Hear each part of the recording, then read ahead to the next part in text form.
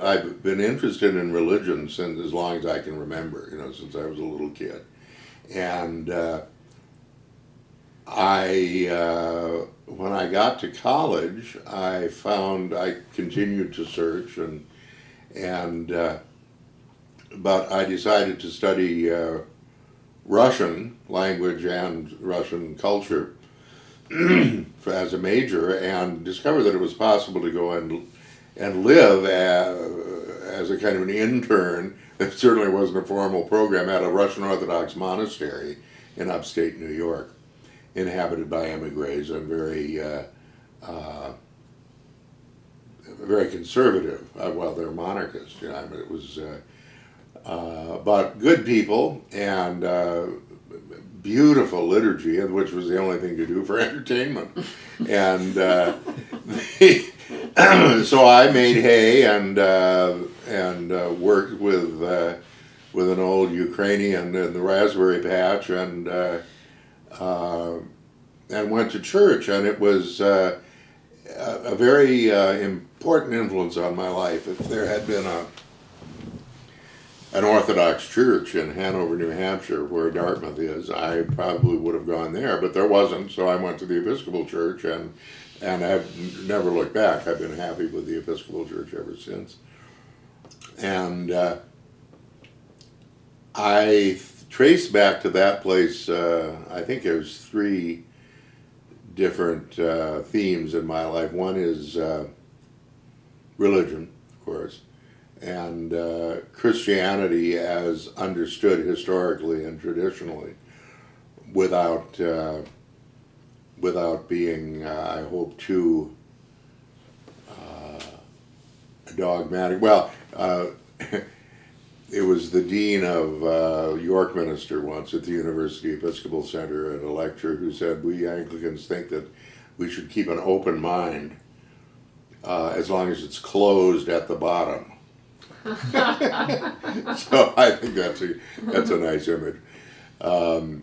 Anyway, there's a foundation, and I'm very interested in fourth and patristic thinking, and I guess I get that from the Orthodox. But my interest in liturgy came from that period. Also, my interest in community. Here were all these people living together communally, and doing so very successfully.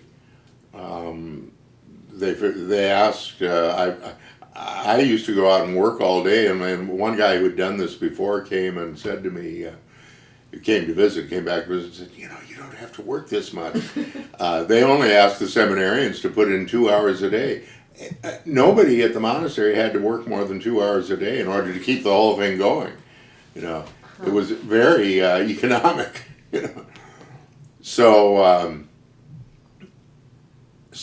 that stuck with me. That kind of, and then also an interest in playing in the dirt. Being out in the country, and I was part of the hippie back to the land movement. At first, partly because of that. So, with those influences, I somehow found myself applying to seminary in my senior year in college, and those were the days in which seminarians were ineligible for the draft. And I cannot deny that fact had something to do with my vocation, But I really was interested in it, and I went to Berkeley Divinity School at Yale, and there I ran into the Yale Russian Chorus, which is still part of my life. The alumni just got back from a concert at Bard with them, and we have lifelong friends from that period, singing Russian songs of every description. If you're familiar with the Alexandrov chorus, otherwise known as the Red Army chorus, the guys that tragically were killed in a plane crash last winter, They were one of the influences, the Don Cossacks, and a couple of large choral arrangements of a folkloric or artistic nature, some composer. Anyway, that's an important part of my life. And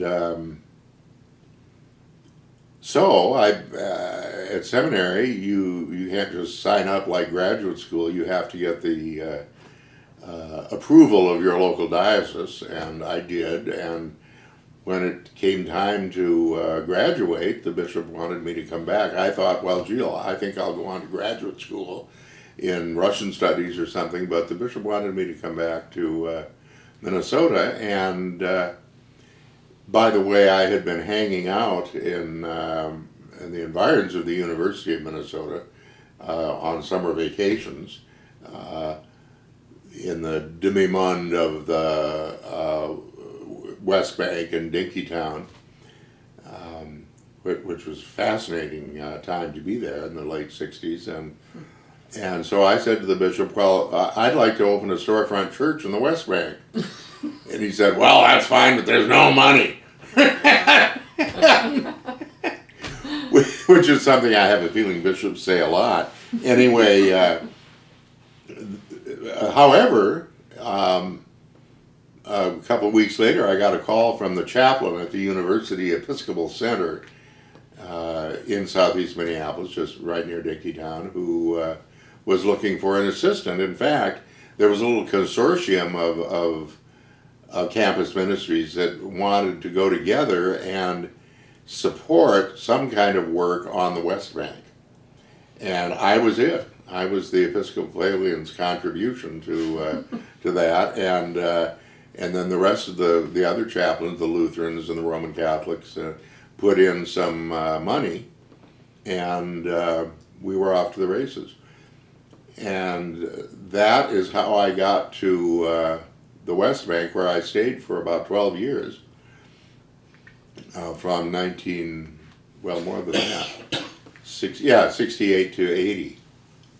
And when I went away on sabbatical, and then I came back and under another guise did the same thing on the West Bank for another 8 years. So that makes 20 years that I worked over there, and basically what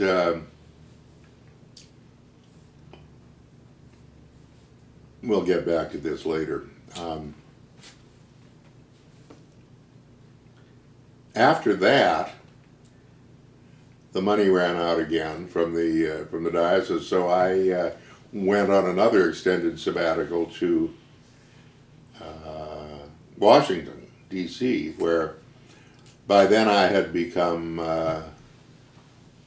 fairly left in my perspective on things, and I had an old friend from the Russian chorus days who was an attorney and a very very persuasive arguer, which is good if you're an attorney, and he was really fun. Basically, he started something called the Christic Institute in Washington, which was a combination public education and litigation outfit, a kind of a think tank, and that prosecuted cases that were chosen as to be illustrative of the ethical principles shared by most of the mainline churches. They had got their start through the Karen Silkwood case in Oklahoma. And the big thing we were working on when I was there, was what became known later as the Iran-Contra scandal. We had filed a lawsuit under the RICO statute, Racketeer Influence Corrupt Organizations statute, that provides, it's a civil action, providing triple damages to people who have been injured by racketeers. But the predicate acts for racketeering are drug dealing, arms dealing, murder, jury tampering, and a few others. Any one of which, if you can establish you did in furtherance of a criminal conspiracy, it is eligible for RICO relief, and is specifically designed for places where the Attorney General isn't going to do it, where the government isn't going to prosecute it, whether because of corruption or political reasons of whatever kind. So, but private citizens can bring these suits. They've been hurt. And we found out that we had clients who had been hurt by a bombing that we alleged was done by this, what later came to be known as Oliver North's off-the-shelf organization. And if you remember, this came to be public knowledge when a plane carrying a Wisconsin guy named Hassenfuss, Rabbit's Foot, wasn't a very lucky man though, he was shot down in Nicaragua. The pilot was killed. Hassenfuss hit the ground talking. Wow. And blew the whole thing out of the water, was repatriated. Sandinista sent him home, and he was immediately disappeared and never heard from again. He went back to northern Wisconsin, but he didn't give any interviews after that for some reason. Anyway, the dead pilot had in his coat pocket a little black book that contained the names and numbers of 17 of our 28 defendants in the conspiracy. So it wasn't, off the wall, although that's what was claimed in the plan of defense from the bad guys was that, oh, these are just crazy hippies that don't know what they're talking about. It's all nuisance. And in fact, the Christic Institute was, in the end, destroyed by the sanctions of the court under Rule 11 for frivolous lawsuits. Well, it wasn't a frivolous lawsuit. It was just too hot, and the courts made sure it never got in front of a jury. Our whole aim was to get this in front of a jury so that it would be on the public record. And we had lots of witnesses and lots of stuff. And a lot of it is in public record because the filings are there. But what we discovered was that since it was off the books and illegal because of the Bolden Amendment, you couldn't support the Contras. So the Reagan administration decided to do it unofficially. Privatize it, right? Privatize everything. Let's privatize our covert operations. And so they got these former this and former that, former military, former intelligence, former criminals, and sometimes and actual criminals to fly guns down to Costa Rica, and then they were flown by people who were not too scrupulous about the law, putting it mildly, because it was illegal to do any of this stuff. And so, in other words, these criminals who were flying the planes down there found themselves, a couple hundred miles from Medellin, Colombia, with an empty plane that they were about to fly back to the United States under CIA protection. Well, what do you suppose they did? They filled them full of cocaine, and the price of cocaine went down, and the quality went up manifold many times during those 8 years during the 80s, and we had a crack epidemic. Right. So all of this was in our lawsuit, and it was way too explosive. By the time the select committee got a hold of Daniel Inouye, the chairman, they didn't want to touch that with a 10-foot pole. a bunch of our supporters from Baltimore sneaked into the hearing room and unfurled a big banner that said cocaine, and they shouted, "Ask him about their cocaine, ask him about their cocaine." And they were, of course, hustled out, and I remember Father Davis, the Jesuit who was part of the foundation of the Christic Institute, said, I'll lay anyone 10 to 1 that these are the only people who ever go to jail in relationship to this scandal. And he was right. Everybody else got pardoned. Poindexter, Oliver North, Secord, it was as dirty as could be, but it was not in the interest of anybody in government to really get at it,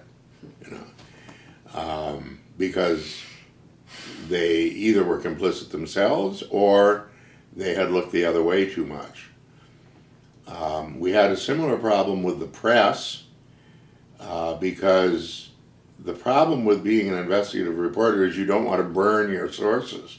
And so it's pretty hard to get the big newspapers to be interested in this kind of thing if it is rocking the boat too much.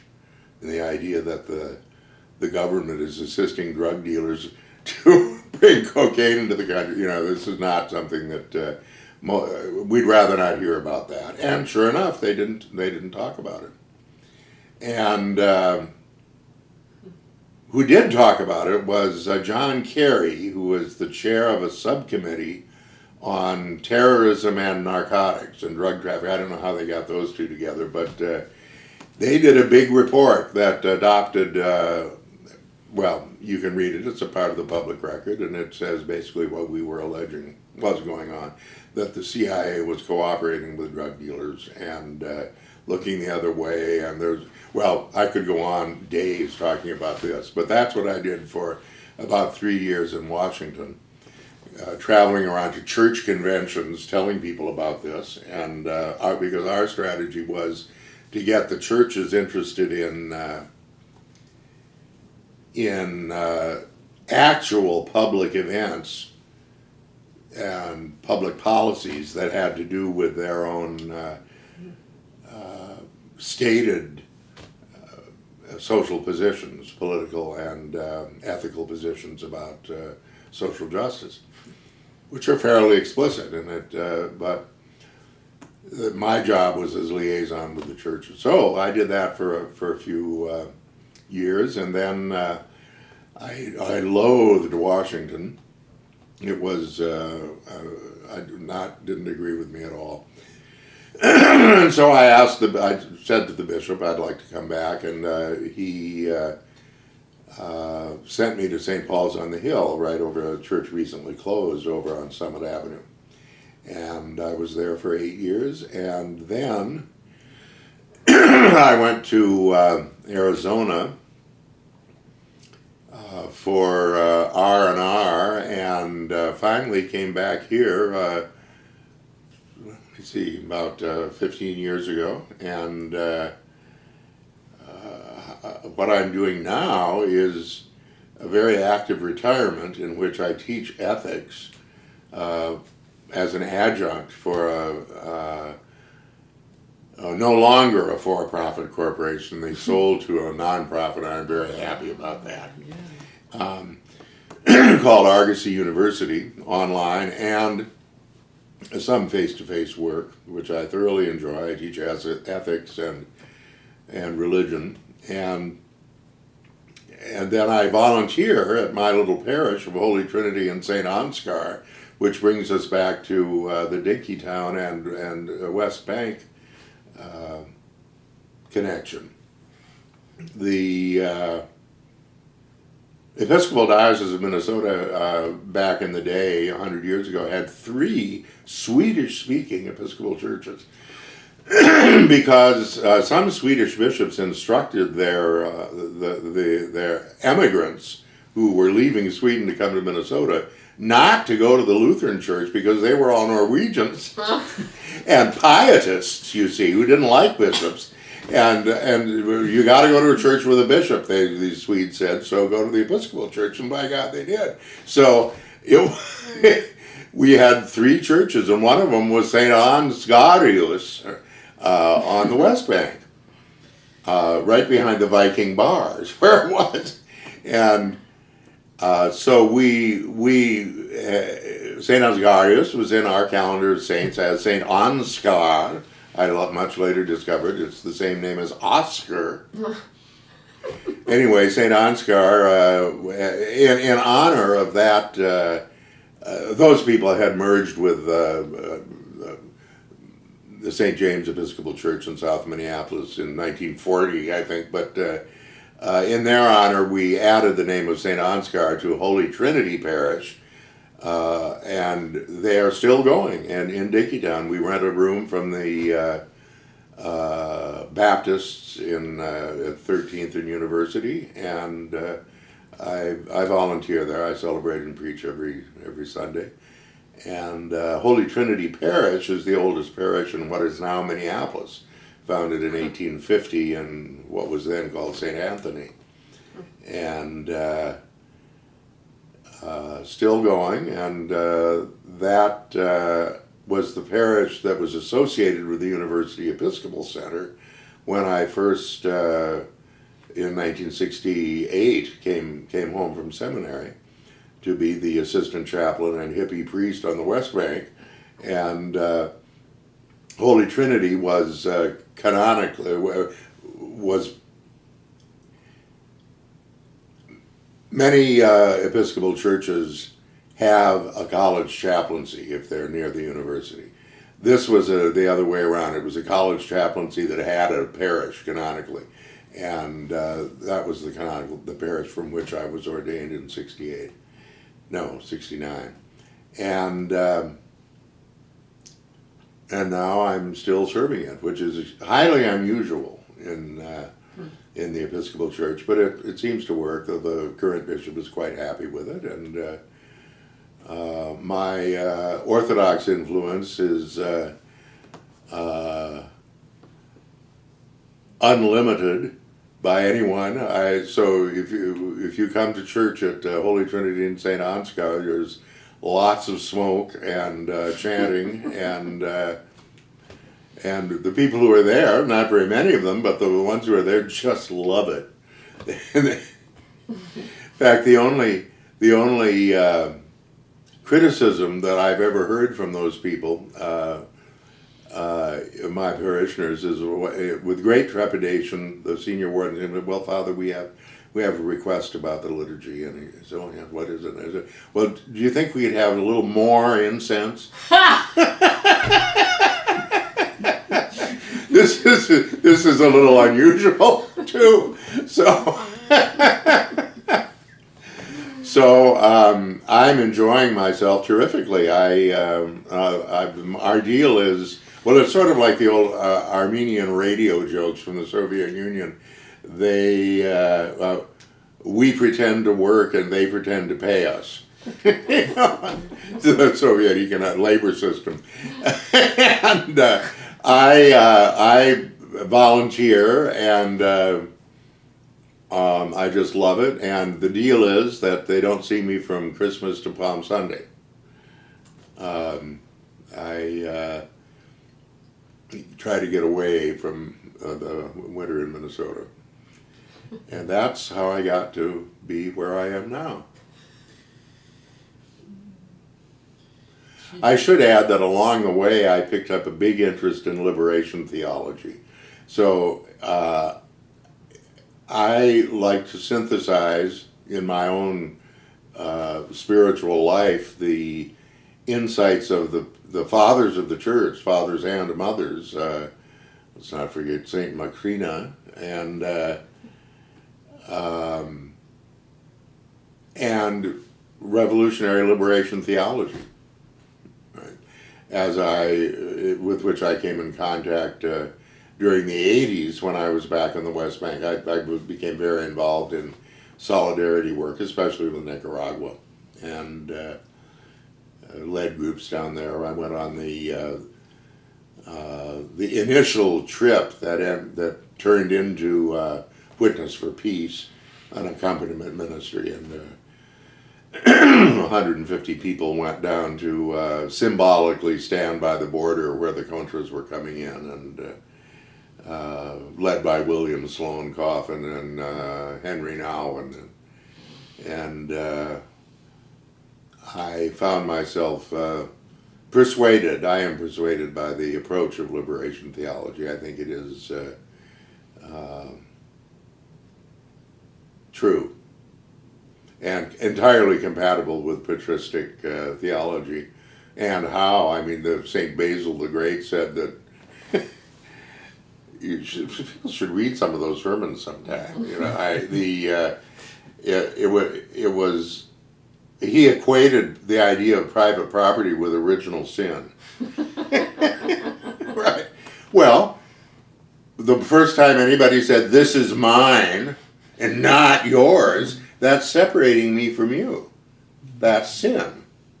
In German, it is Sünde, right? Asunder. It's a split. It's a separation. Private property is a means of separating me from you. That's a sin, you know. So anyway, I think there's no contradiction in. There's a difference in philosophical basis. You know, there's a big difference between Plato and Marx, but in the end result and in the practice, it's I think I have always thought, and I guess this is something I can say about me, that I'm a contrarian, and I rather enjoy that role, and the combination of really far left politics with orthodox tradition, with a small o, is perhaps not as unusual as you might think, but it surprises people sometimes. You know, a lot of people have, since I was hanging out with the hippies on the West Bank, thought that I must be some kind of a far out liberal in terms of theology, yeah, but not in the liberal way of liberation theology. This is a little hard to explain. Well, no,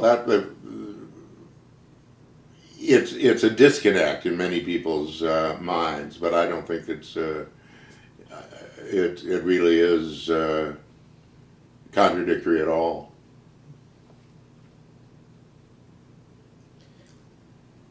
Yes. You've had an astonishingly lucky life. And so many important things that I knew about third hand, you know about first hand. I mean, I remember the Christic Institute tape being passed from hand to hand among the Quakers as the secret about what was going on. The cover-up, was that? Yes. Yeah, yes. yeah. Of course. That's on YouTube now. Yeah, but then it was really hot stuff. That's right. Yeah, yeah. And those days on the West Bank. I guess, you know, I'm thinking about how this ties together. I mean, you started off doing something a little unusual, going to a monastery. You had a life that had a lot of expression and action in it. But I'm curious if there are any questions that tie the thing together. I mean, questions that you were asking when you went to the monastery that in some ways are still with you, or that have you know, morphed since then. That's a good question. A good question. Yes, what springs to mind, I'll just free associate, is there were a lot of seminarians, or a handful of them. They had a big seminary there. Those who lived too far away to go home for the summer stayed and worked in the fields, and I got to be friends with them, and we'd talk about religion, and I'd ask what was going on, and they'd say, "Oh, you better ask Father Constantine." It always came back to Father Constantine, who was known as a very strict spiritual director, but and he was also a polemicist, and he wrote just sort of hair-raising invectives against the Roman Catholic Church, and he's a Russian conservative, you see.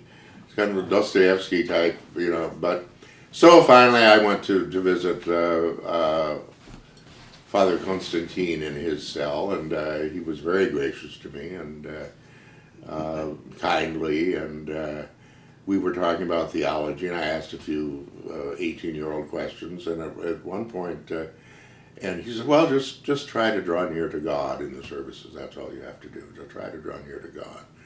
And I said, well, what if you don't believe in God? And he said, well, then you're lost. And later on, of course, at first I thought lost meant I was out or something, but it could, I think the way he meant it was just, literally lost. You don't know, you need to find a direction, lost in that sense. Not lost in the sense of going to hell, but so I knew where the key was to the church, and I went in, it was at night, and I went in there and prayed, and I date that, something happened to me there. I found that I accepted the reality of God. I had no idea what that would be or how it would work out, or what I was talking about even, but something there that all of my sort of secular influences, I kind of fell apart. And I left that church believing that I couldn't deny God any more than I could deny my own consciousness. And I've been kind of trying to work that out ever since, in one way or another. It's, God didn't speak to me with like Joan of Arc or something, it was, but it was definitely an experience of grace, I think. And as St. Augustine said, theology is faith seeking understanding, fides quaerens intellectum.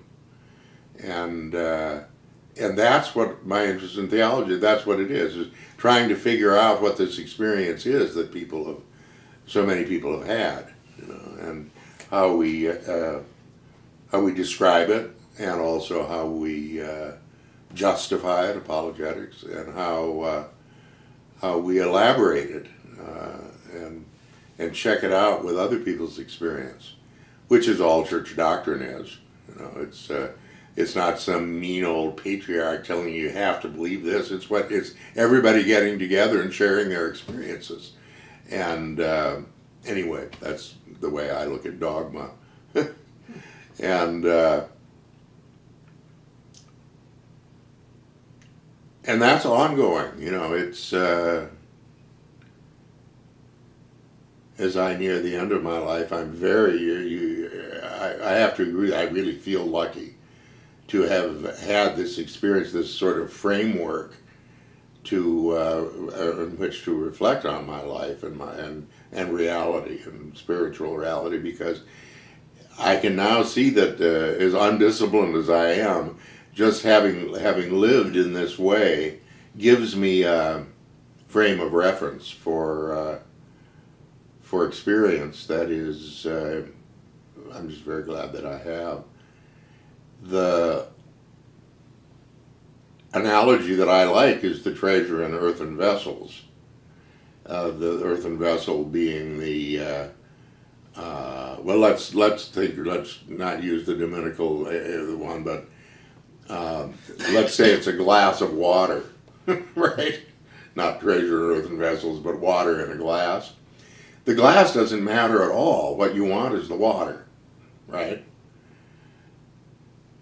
You drink the water, but you can't do it without having the glass. The glass is absolutely essential but while at the same time it's accidental. It's not essential. It could be any glass. The container itself, and that's what the church is. I think that's what our theology is. You have to have it though in order to get the life-giving substance to your mouth. Right? That's the way I look at that, and it helps to have a narrative and a language that that I'm used to, a framework for it. You know, that's the glass. Years ago, I spoke with a woman who was a nun, Sisters of St. Joseph. No, wonderful people. Yeah. And at the time that she had gone into the convent, they didn't understand mental illness, and she was extremely depressed. And so she battled, she'd been misunderstood and tormented in various ways throughout, decades of trying to cope with serious depression. And the story sounded like, something you'd make a movie out of, with a movie that would not really be a commercial for the Sisters of St. Joseph. No. I asked her at the end, well, given all that you suffered, why did you hang with these people? Why did you stay? And she said, well, there are important things and incidental things. And the important thing was important enough that she could tolerate what I regarded as impossible stuff. Mm. Now, you've spent your life hanging, I expect, with people who grossly and for very good reason disrespect religion. Yeah. And find God talk to be a kind of smokescreen for some sort of authoritarianism. Yeah. I said, I know some people who would call themselves liberation theologians who basically, their theology is pretty much that. Though I'm sure it's not, that's not the core of the thing. Mm-hmm. So, how did those dialogues go? You're coming from this experience that tells you, this isn't a smoke. Whatever's there, it's not smoke. It's not an illusion. Yeah. And you're engaging mightily with people who, for the best of reasons, think it is. Yeah. How did that work Well, for it's you? You hit the nail on the head there. Boy, I long ago, right at the beginning, I wasn't going to. My strategy wasn't going to be to try to what I call bag souls for Jesus, and talk people into. I was hoping that that some people might show up at my little. I finally did get a storefront church, by the way, in the old free store. I lived upstairs, and there was the free store downstairs, and I celebrated Mass on Sunday, and some people came. And then for a long time, after the Riverside Cafe was going, and I should mention that whole part of the story too before we finish up, when the cafe finally got to buy the building as a result of the successful organizing that we had done to save the neighborhood, we were able to move into the upstairs, the rehabbed upstairs which had been vacant since before World War I, I think, and I had in the 80s, I had my office there and a little church, a little chapel, and people would come. Some people would come. I never made it my aim to get people to come to church, though, and sometimes I think I should have been more proactive in that way. My strategy always was just to be there, to be part of the community, be with the people, very visibly. I always wore my collar every day, every place, in the bars, out in the demonstrations, everything like that, and a lot of people did, come to think of it, as Red Nelson predicted, they'll want you for weddings and funerals, and that's exactly right. It's exactly right. I performed lots and lots of weddings, in that community. So I was there. I was like an Anglican vicar in a little village, which most of the people didn't care about it at all. Some of them crept into church from time to time, but they all needed you for these big life events, you know. And I think I was accepted as that because I didn't try to convince people. If anybody ever asked, I was happy to engage in the discussion or argument, you know. And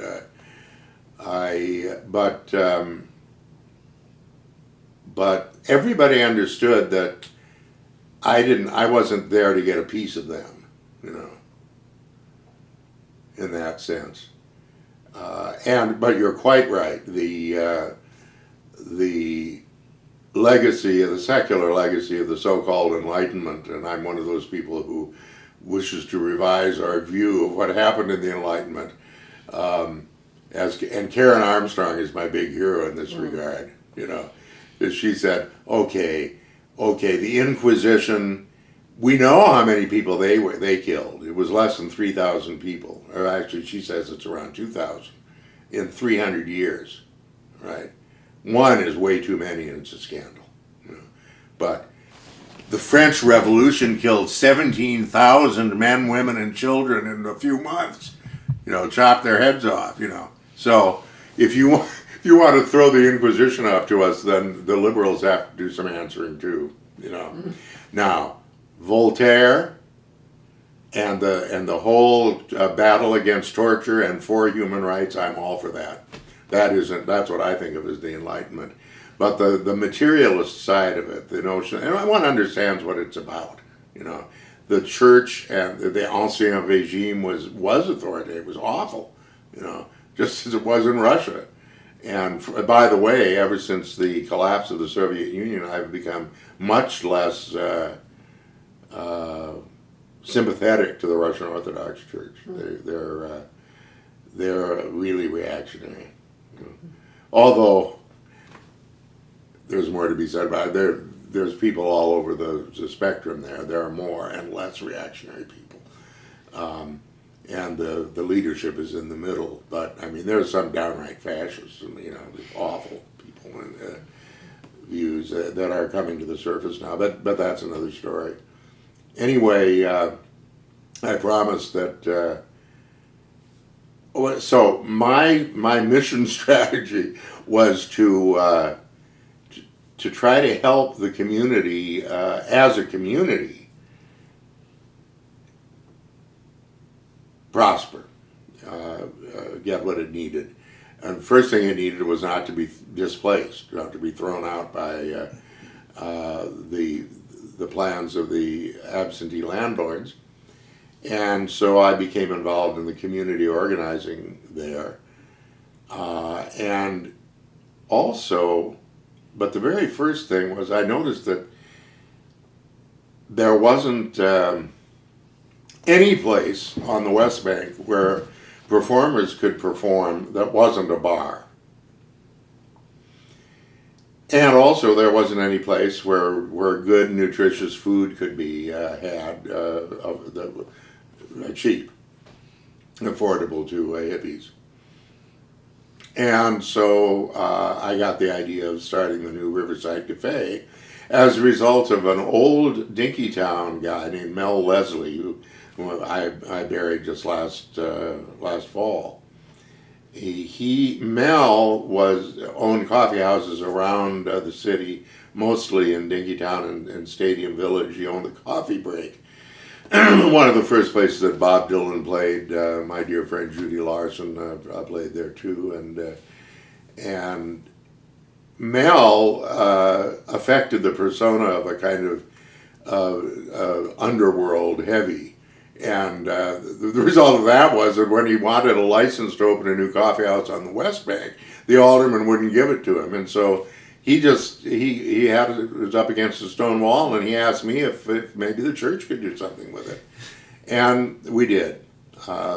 It's exactly what I had been sent there to do, was to represent a consortium of college chaplaincies, the Roman Catholics, the Lutherans, the Episcopalians, and UCC Methodist group, and who had gone together to support a ministry on the West Bank, on the theory that whether you're a student or not, a lot of students lived there, and the neighborhood was what it was because of the university, and that was why it was part of our purview as college chaplains. And so Mel came up to me and said, "Can you take it over?" And it was exactly what they wanted to do. We'd have a foot in the door, that we'd have something on the ground. So we did it. The campus minister supplied some money for it and got some donors to help, and we opened in a building that's no longer there, kitty corner from the Viking bar at 19th and Riverside, across from the butt end of the Triangle Bar.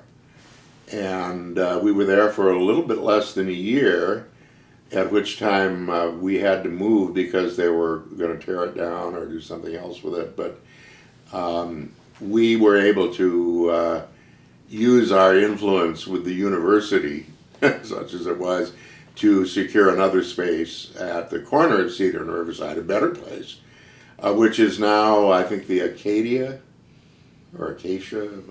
anyway. That was where the Riverside Cafe was for years and years, and when we first opened, we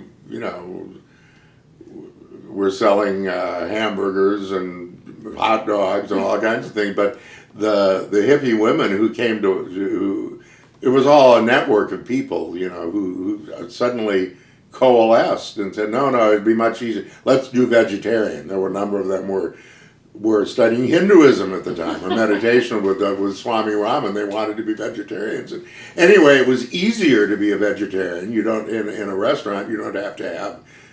It's much easier to take care of. It's much more complicated if you're serving meat. And so I didn't care, and I think I ran it for about a month, and became extremely angry. And finally, I hired an dear old friend, Ralph Whitcoff, to be the manager. And his first act as manager was to fire himself, because he had experience on a kibbutz in Israel, and his idea was really the collective idea. I wanted the cafe for the reasons I said, a place to perform that wasn't a bar, a place that would provide good food, and a place that could be a safe center for political organizing. And Ralph said it was all but for all of those things, and he said, well, let's make it a collective, like a kibbutz. And so that's what happened. And that's when you remember the time when, for a while, we didn't even charge for the food. You just made a donation, whatever you thought it was worth, whatever you could afford. Take what you need and pay what you can afford. That was our, if we had a slogan, that was it. And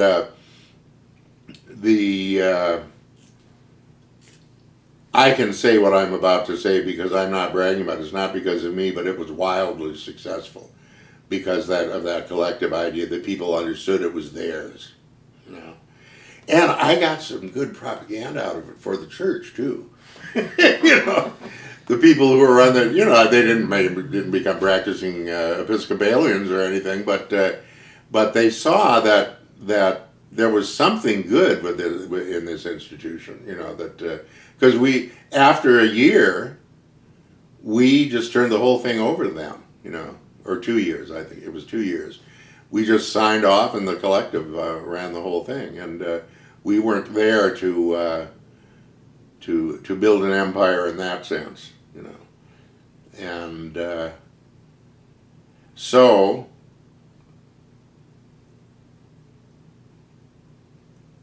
it went on for 28 years.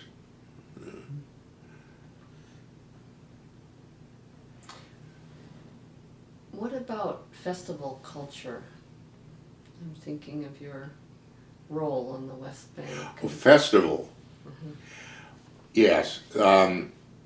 I used to have maybe think about the Easter party. Yeah, well, thank you for that was an intentional, the most intentional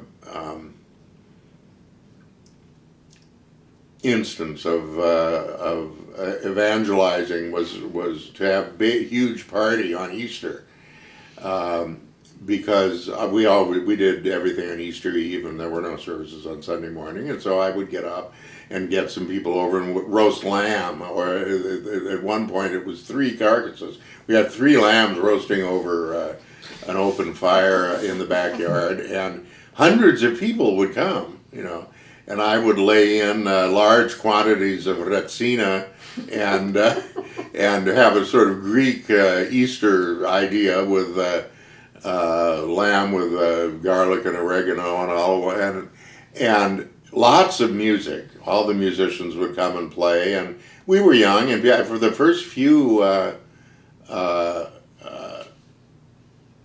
Easters that we did that, people would stay and stay up until sunrise on Easter Monday. It was and I would always speak. I forced people to listen to me talk about Easter and about the connection with Passover and the freeing of the slaves and so on, and people were indulgent. They would listen with respectfully, but that was the only time I ever did anything like that, and I kept doing that until it got to be too much. I mean, it's you have to be young to do those kinds of things, And also, where I am now, I don't have the room for it, but it was something that people liked,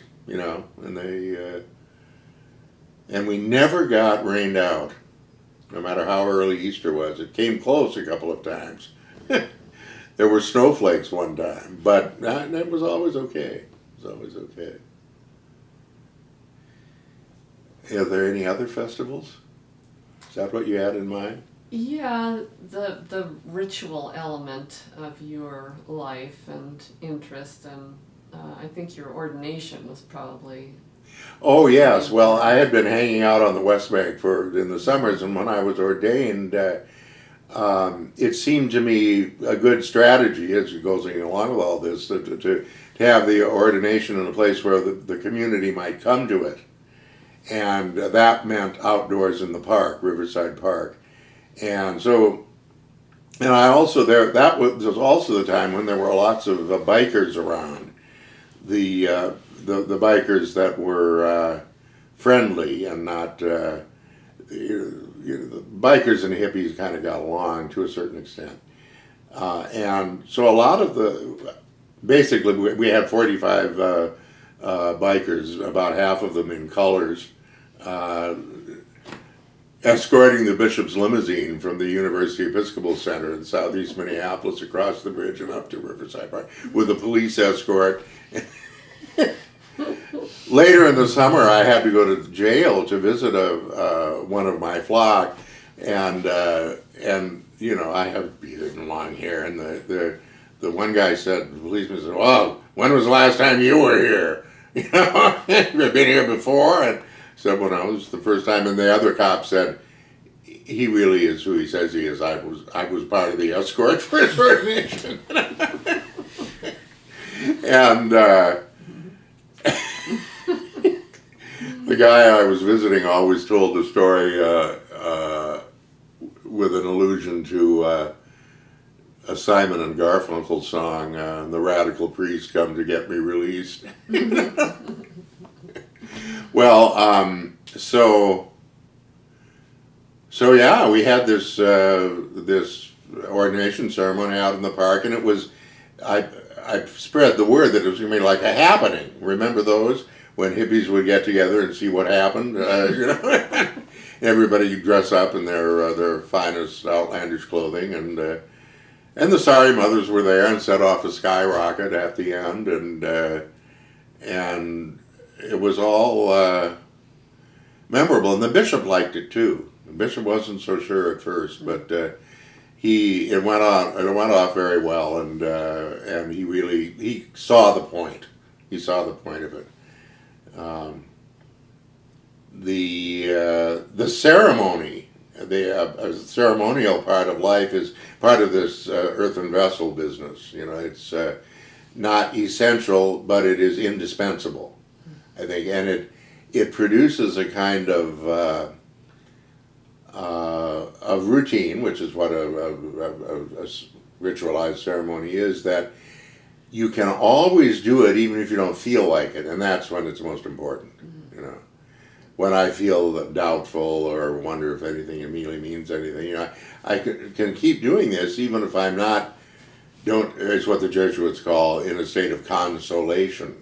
See, I may be feeling desolate, which isn't despair, but it's not depression, but it's just feeling the absence of God. But that's part of the deal, you know. One learn, but what ritual does is provide an anchor that you can hold on to by sheer force of will. Whether or not you're having emotional feelings of consolation or not. You know. Should there more that I should say about ritual, do you think? No, I just wanted to quickly ask about music, though, because there's other threads in politics, big thread, but Yeah. music, both liturgical and in the community, it's been such a big part. Right. St. Augustine may have said something like, or the singer prays twice. The singer, he who sings prays twice. And I love that. It is my opinion that all of my flock out there is those musicians. As I've said, that I never worry about musicians. Artists like that have their own relationship to God. You know, however their language, theological language is, their practice is their art, and even if they're not praying, they're praying at least once by singing, right? and so that's, and I've always, this is something I got from the Orthodox too. There's no such thing as a low mass in the Orthodox Church. It's everything's sung, everything's chanted, and from my point of view, and I still, this is still my opinion. In any culture, the best music is the religious music, and that's true in bluegrass and in Russian and English and anywhere you look. The most wonderful music is sacred music, I think. And so, and that was another place where the musicians loved it because it was so good. The gospel songs, you know, were very popular. Very popular. Everybody learned them. These old mountain gospel songs, and many times I would incorporate them into the liturgy that I was doing on the West Bank in the Free Store, and then up in the Extemp? Yeah, well, right next to the Extemp is in above the Riverside Cafe, and yeah, so that was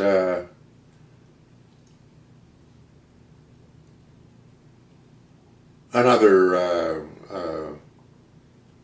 aspect of my worship was, when I was leading the worship, was to use a lot of that kind of idiom in it.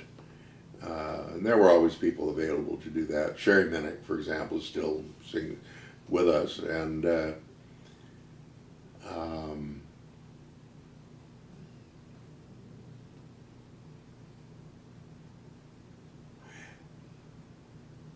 music. Very important in the New Riverside Cafe too, and it really was. It was a place where a lot of people got a start. Peter Ostrushko, for example, I think it was about the first place he played in public. You know, he was 16 years old.